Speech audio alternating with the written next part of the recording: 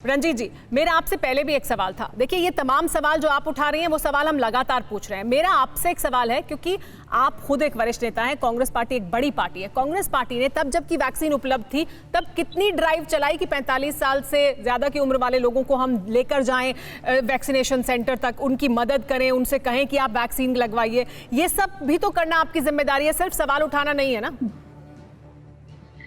मजाक चल रहा है आपके टीवी में। गुरु प्रकाश जी से पूछिए, जो बोल रहे हैं सब पर एफआईआर होगी। रूड़ी के घर में एमपी लेट्स मीन सरकारी खजाने की 40 एम्बुलेंस मिली, उस पे क्रिमिनल केस किया आपने, एफआईआर दर्ज की, उनको जेल भेजा। जिन्होंने बोला कि उनके यहाँ एम्बुलेंस है और लोग एम्बुलेंस के लिए पागल हो रहे हैं, उनको आपकी पार्टी ने जेल भेजा। इसका जवाब है अश्विनी चौबे एम्बुलेंस पे लेबल लगा के उद्घाटन करते हैं और फिर प्राइवेट कंपनी को एम्बुलेंस वापस कर देते हैं।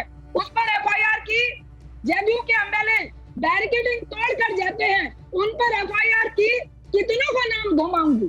मुझे लगता है कि आप लोग को जमीन में गड्ढा खोद कर डूब मरना चाहिए, क्योंकि समय खत्म हो रहा है। इस पर गुरु प्रकाश जी आपको कुछ सेकंड में ही जवाब देना होगा। हमारे साथ शक्ति सिन्हा जी भी मौजूद है, उनके पास मैं नहीं जा पाई, उनसे एक आखिर में सवाल। गुरु प्रकाश जी, राजीव प्रताप, ये सब कार्रवाई क्या नहीं होनी चाहिए?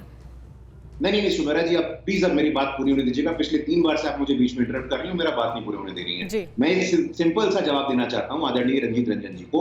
सांसद राजीव प्रताप रूडी जी के क्षेत्र सारण में पिछले 6 वर्षों से योजना चल रही थी। हर पंचायत में जो भी व्यक्ति बीमार पड़ता था उसको अस्पताल लेके जाया जाता था और लगातार इस योजना से वहां के लोगों को लाभ हुआ है और इसके फलस्वरूप रंजीत जी सुनिए, आप धैर्य रखिए, सुनने का देखिए, आप सुनते नहीं है।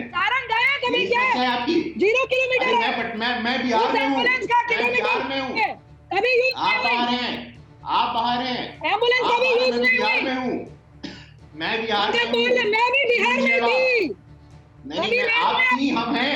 नाटक कहीं और जाके करिए आप लोगों को मार दिया आप यहाँ हमारे पास लोगों को मारने का काम कर रही है। माफ कीजिएगा, मुझे यही आपको रोकना पड़ेगा क्योंकि हमारा समय खत्म हो रहा है और शक्ति सिन्हा जी से मैं बहुत कम सवाल ले पाई हूँ। तो मेरी आखिरी प्रतिक्रिया मैं चाहूंगी कि मैं शक्ति सिन्हा जी से लूँ। शक्ति सिन्हा जी, क्या इस समय सरकार की प्राथमिकता होनी चाहिए वैक्सीन को लेकर? क्या हम तेजी से उसको लेकर आगे बढ़ पाएंगे? क्या सहयोग उसमें जरूरी है सबका? एकदम सबसे बड़ी प्राथमिकता अभी वही वैक्सीन की है। और अब जिस तरीके से मूवमेंट हो रहा है, अलग अलग वैक्सीन के कैपेसिटी बढ़ रहे हैं, लगता है कि इस साल के अंत तक हो जाएगा। अब वही सबसे पहले प्राथमिकता उसी को देनी है। साथ साथ मगर छोड़ना नहीं है। हॉस्पिटल्स की कैपेसिटी बहुत वीक है, बेड्स, ऑक्सीजन वाले बेड्स, वो सब हमारा बहुत कम है। क्या एक साल में हमें इससे बेहतर काम कर लेना चाहिए था? हमने नहीं किया। जैसे मैं कह रहा, हाइंडसेट पे एकदम करना चाहिए था, हाइंडसेट पे एकदम सही है, करना चाहिए था। बट ये सब की कमी है। हम सब सोचे कि हम जीत चुके हैं। ठीक, बिल्कुल, ये वाजिब पॉइंट है आपका कि ऐसा नहीं है कि किसी एक पक्ष की ही कमी है। कमियां हैं, जरूर हैं, जाहिर सी बात है, जिसकी जिम्मेदारी है उनकी ज्यादा कमियां हैं, उनकी ज्यादा जवाबदेही है। लेकिन हम सबकी भी जिम्मेदारी है कि हम उसमें सहयोग करें। वैक्सीन लगवाने जाने को लेकर आपके मन में भ्रम है, आप वैक्सीन नहीं लगवाते हैं, फिर सवाल जैसे ही होता है कि वैक्सीन की जरूरत हो रही है, सेकेंड वेव आ गई है, तो सब लाइन लगाकर वैक्सीन लगवाने पहुंच जाते हैं। उसके पहले वैक्सीन सरप्लस रखी रही, वेस्ट हो गई।